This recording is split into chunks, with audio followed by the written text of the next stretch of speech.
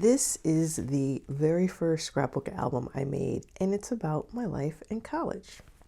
It's very cute, but it does not tell the whole story.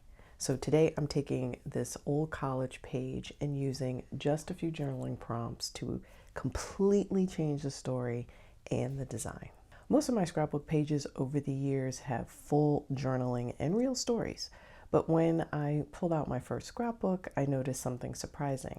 There is no journaling anywhere, just captions, photos, and tons of ephemera, ticket stubs, programs, parking tags, letters, and newspaper clippings. It's a perfect time capsule, but it doesn't tell you who I was or why any of it mattered.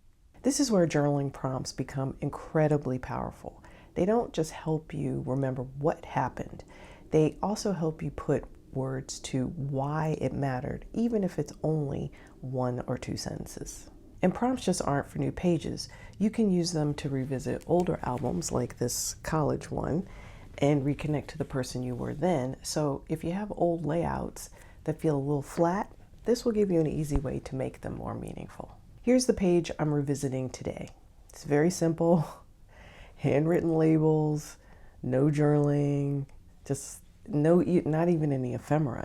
It's just a bunch of Polaroid shots, and it doesn't really tell us a story. So I scanned a couple of photos and a piece of ephemera. I'm not taking anything out of the original album, and I pulled 3 prompts to help guide the new layout. First, we have our theme prompt, Rites of Passage. This is perfect for a college story. It's literally a season of transition. Next, we have our story prompt, Advice to Your Past Self. This gives me an easy entry point. What would I want 18-year-old me to know? Even a few phrases or a short paragraph is enough here. And then for the technique prompt, I decided to use stickers. If you're thinking of a page right now, mentally bookmark it, and we'll turn that into your own after page by the end of this video. Now here's my updated page. Same photos from the album, but now there's a bit of looking back, looking forward feel to the journaling. Those lines provide more insight now than my original scrapbook pages did. So let's look at the layout.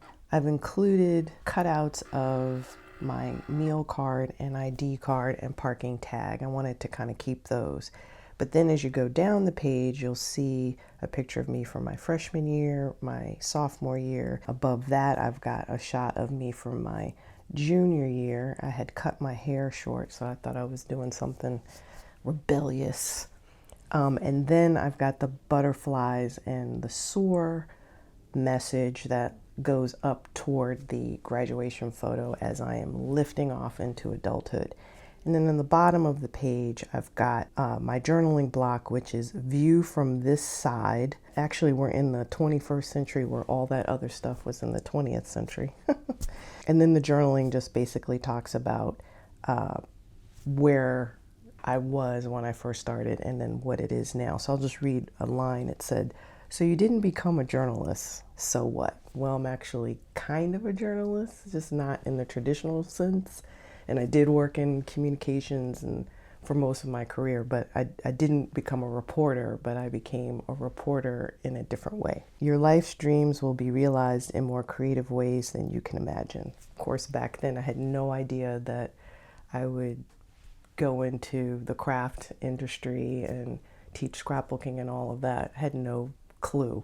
So yes, I made a U-turn in the dreams, but it changed in positive ways. And then I talk about the different adventures and U-turns and good times and bad times, and all of that made me who I was today. So that bit of journaling about the person I was and the person I now am completely shifts how this page feels when I look at it. Once you start using prompts, you'll notice each type reveals a different layer of meaning.